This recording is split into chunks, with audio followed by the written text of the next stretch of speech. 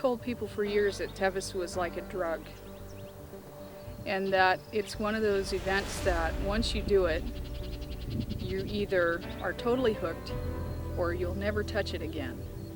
And it's the kind of thing that it has so much magic to it and so much energy on its own. It's almost like it's like a live organism, you know, from the time it begins and the time it ends, from late Thursday night till late Sunday evening. There's just this time warp that exists. It's called the Tevis, and that's what I would call it.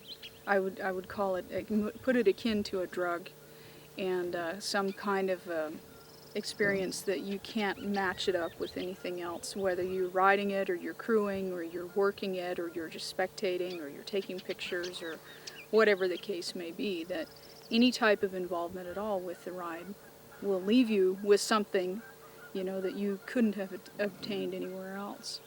Well, the Tevis for me goes way back. You know, the first time I was around Tevis was 1976, and I was helping serve coffee, hand out carrots, and fried chicken at Highway 49 with Diane Holt, who worked for us when we owned the Cool General Store. And Diane still works the lower quarry. I mean, you know, 31 years later, she's very adamant that she will be the out-timer in the lower quarry. And that was my first experience, was seeing the end of the race coming through, you know, in terms of the first horse to the last horse at that particular spot. So for me, it was always something that I had to do. It was just emblazoned in my psyche that I was going to do it. And in 1976, I didn't even have a horse yet. And when I bought my horse in 77, I knew that was it. You know, I was going to ride Tevis. And so it's always held a lot of different memories for me because I've been around it since I was so young. Well, now we have a qualification. Now you need to complete 300 miles of either endurance or competitive trail ride combined prior to your entry. And you can do that over any period of time that you like. There's no set limit, like, you know, you have to have 300 miles last year or you're not eligible. We don't have a qualification for the horse other than the horse's age. We've changed the horse's minimum age to 72 months or 6 years old, and we don't have qualifications for them at this point, but we're considering it. And other than that, there's nothing else you have to do to be eligible to do the ride. But I wouldn't recommend it for somebody who's, you know, just woke up yesterday and decided, I'm going to start doing endurance riding. I mean, fortunately, that 300-mile window forces people to get a little experience before they come. Because the riders nowadays, we have a lot of entry-level riders. You know, 30 years ago, the people who rode Tevis were horsemen. They spent all their lives around horses, and so for them to enter and take this endeavor on wasn't as large a task as it is for somebody who's just bought their first horse a couple of years ago. We'll take 250 riders, and we usually start around 200 to 220.